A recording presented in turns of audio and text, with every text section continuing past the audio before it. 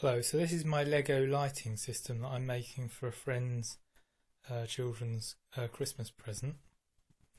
And I know you can buy Lego power functions things, but they're very expensive and not very good in my opinion. So I found this USB charger on the internet, which has got Lego compatible studs on the top, and it's got 5 USB outlets. One's a fast charge and the other 4 are normal. Then it goes away via a mains lead. I've put a switch in the mains lead so you could use it as a like a bedside light or something in your model when you finish with it. And the yellow base comes off this, which is quite handy because then you can store things in the bottom, like the Lego lights that I've made.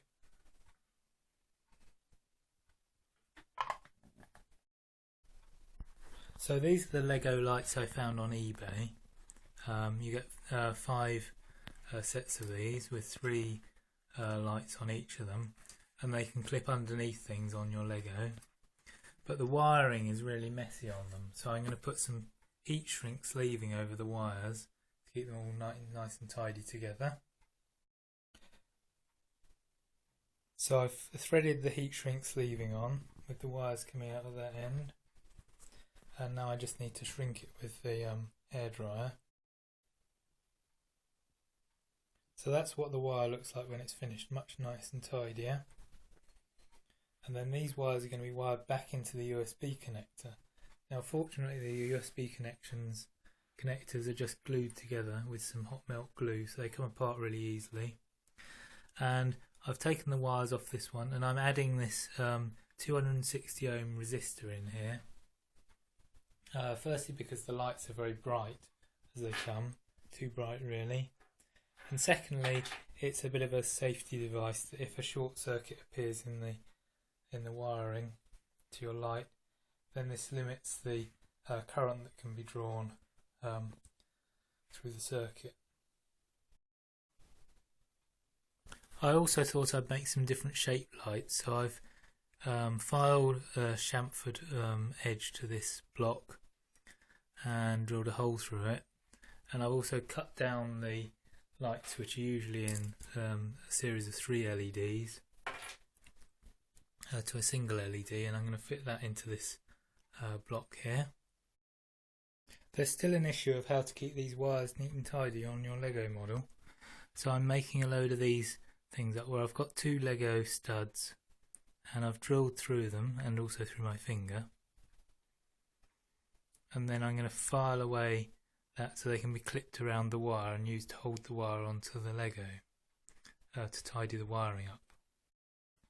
So you can see what we've got now is one half has got a slot across the top of the stud, and the other half has got a slot over the bottom of across the bottom of the stud. So we can put the wire through that slot and then clip the other half on top.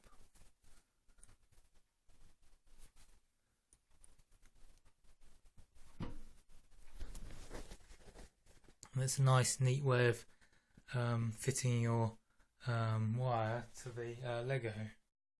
So now you can clip that stud onto the rest of your Lego model, and it holds the wiring nice and neatly around your model.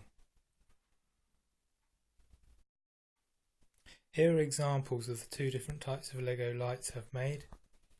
The ones I bought pre-made and have tidied up a bit. These 4x1 blocks with the lights underneath, you can fit underneath things, and then the ones I've made from clear blocks with the light inside, so you can build these into a wall or whatever, or into a vehicle.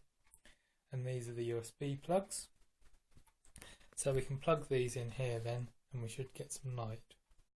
So if I just turn them on over here, you can see that the lights work like that. But they're just stupidly bright as they come, these. That's why I've added the resistor. Look, if I plug that in directly, the one I haven't modified,